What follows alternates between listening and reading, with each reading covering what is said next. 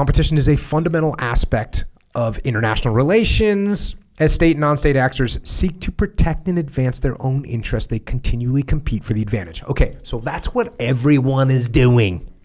Am I paranoid? I might be. I might be a little bit paranoid. People are competing. People are maneuvering.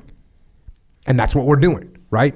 That's what that other company's doing. That's what that other department is doing. That's what that other country is doing. They're maneuvering. What are they doing that for? They're doing it to further their own interests. Now, going back to the idea of alignment, this also falls into agendas, right? Because if Dave is trying to make some maneuver inside of our company and I'm trying to make some maneuver inside of our company, as long as those maneuvers still get us to the point we want to go to, I don't care. We're good with it. We're good with it. We're fine. So people trying to advance their own interests most of the time is fine, as long as they're not undercutting the strategic goals that we have. But people are always competing. They're always making that little move. Some people a little bit more obvious than others. And here's what you got to watch out for. What you got to watch out for is when people have an agenda that helps them, but it doesn't move you in your strategic direction. That's what you're watching out for. What you're watching out for is when Dave and his department, hey, it's great. When Dave and his department are trying to get money so they can get more funds, so they can hire more people, so they can grow, so they can get bigger production, and they can move us toward the strategic goal of growing our business. That's all good. Dave is literally competing to get more money for his department so he can grow his department, which will help him create more income so our whole business moves forward. That's great. But there's a chance that Dave wants to, set up an office happens to be 0.2 miles down the road from his house, happens to be in a building that he owns, happens to want to charge a certain amount of rent. We don't need anything in that area, but he's doing it for himself. That's what we got to watch out for. And I'll tell you, when you're making those maneuvers for yourself, everybody sees it. You think you're smart. You think you're getting away with it. You think no one notices. You think, oh, you know what? Well, I do own the building, but it's really a great spot. Nobody believes you. Nobody believes you. So don't do it. Don't do things for your self-interests that undermine and that aren't aligned with the strategic goal. Whenever I get somebody that I can't figure out quite why they're doing what they're doing, I'm like, well, Dave, what do you mean? Explain to me why you want this building there again? Why you want to put an office there? Well, I'm telling you, there's a good market, and Dave, we're already in that market. We can control it with this other area. Yeah, but it's I think it'd be really good for the company. Okay, well, tell me what would be good. Well, we could have some offices there. I understand what you want to do. Why is it good? So when I can't understand why it is you want to do something, there's a chance I need to say, wait a second. Is Dave doing this for some reason, some agenda that is not for the good of the organization? Is he competing against what we're doing? Because that's a problem. And I'll see through it every single time. And so will everybody else.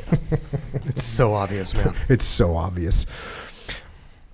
Nations and other political actors pursue their interests constantly and in a variety of ways. Competition results when the interests of one political group interact in some way with another group. These interactions take place in a dynamic environment. Each move an actor makes towards fulfilling an interest changes that ecosystem. Any interaction of interests changes the situation as well. So what does that mean? We got to track that OODA loop, right? Because every move you make or every move your competitor makes everything a little bit different. Yeah.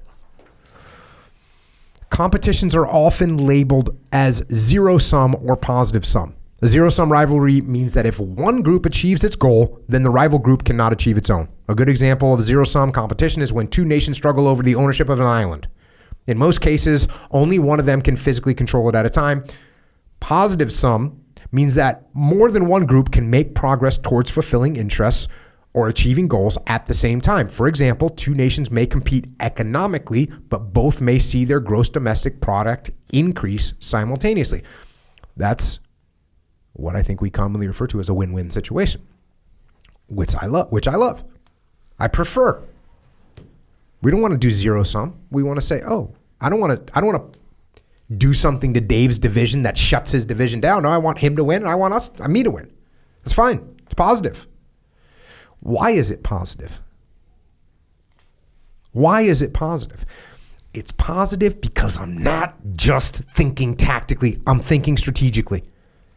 And if what I do right now is burn Dave and burn his efforts to the ground, what is Dave going to do? In 2 years, in 5 years, or in 10 years, he's coming back at me. Now, are there times when you have to do scorched earth policy? Yes, there are. Most of the time, you don't have to.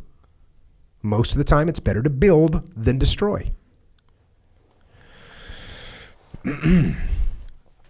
Competition manifests itself in several ways, such as when one actor attempts to impose its will on the other. Another way is when one actor acts to frustrate another's plans, preventing them from achieving their goals. Think of when these little things happen to you. Think of when you feel that someone like, wait a second, why is this another roadblock? Why hasn't he done this little task yet? What's going on? Well, guess what? Sabotage is what's going on. Trying to frustrate the goals. Both of these mainly apply to zero-sum struggles. In a positive sum example, two economic rivals will try to best each other, like when they try to increase their market share in a particular industry at the expense of their rival while both of their economies grow. So that's fine. Competition, especially at the nation-state level, is complex and it is systemic. For example, auto manufacturers in the United States compete with rival companies. Isn't this interesting, Dave? As often as we talk to businesses, and I've not often, but I've talked about this before. What came first? The military learning from industry or industry learning from the military? Because it goes back and forth. It's like a continuous cycle. So here we are in the Marine Corps manual that they just released. And what do they use for an example? Not a war example. They use a business example. The Marine Corps uses a business example. For example, auto manufacturers in the United States compete with rival companies in the European Union and Japan, but this does not mean the U.S. government is also in direct competition with these governments, even though the auto manufacturers are based in their respective territories. Indirectly, the auto manufacturers may lobby their governments, asking them to take actions that favor their company in the global competition for auto sales. The individual actors are intertwined and interact with each other in many different ways. The details of this brief example are less important than it is for Marines to understand. So there's an example, but here's what you got to understand. Strategic competition among international political actors is multi-layered and networked. Each competitor consists of many parts that interact in complex ways. As we see from these examples, competition and cooperation can coexist, and competition does not need to lead to conflict. So there's so many factors at play.